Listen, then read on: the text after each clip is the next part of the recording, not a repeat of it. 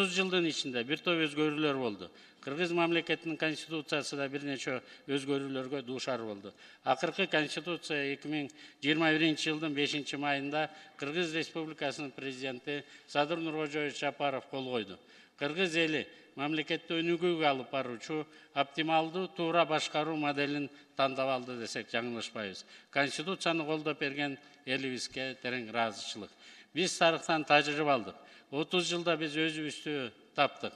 Азыркы конституцияда мамлекеттин саясий, укуктук жана экономикалык негиздери туура аныкталды. Адам укугун коргогон бөлүк бардык конституцияларыбызда эч өзгөргөн жок. Ал конституциянын негизги өзөгүн түзүп турат.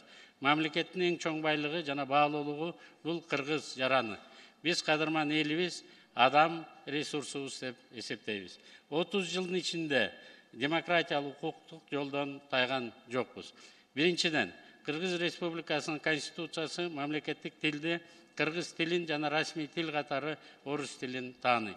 Орус тили дүйнөдө кеңири таркаган тилдердин катарына кирет. Бул тилди билүү элибизге зыян деле алып келбейт. Биздин балдар келечекте 4.0 индустриясы бар бир нече тилдерди билүүгө умтулат. Ал кайсы тилдер болорун келечек аныктайт. Бирок кыргыз тили Кыргыз Республикасынын иденттүүлүгүн тастыктаган тил экендигин эч ким танбайт. Ал түбөлүк сакталат, жана аны өнүктүрүүгө биз гана милдеттүүбүз.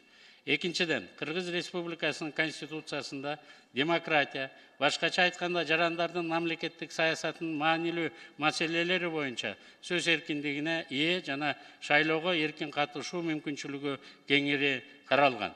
Мамлекеттик башкарууда Кыргыз Республикасынын конституциясы президенттик республиканы түзөт, ал мамлекеттин жана чечимдердин башчысы болуп саналат.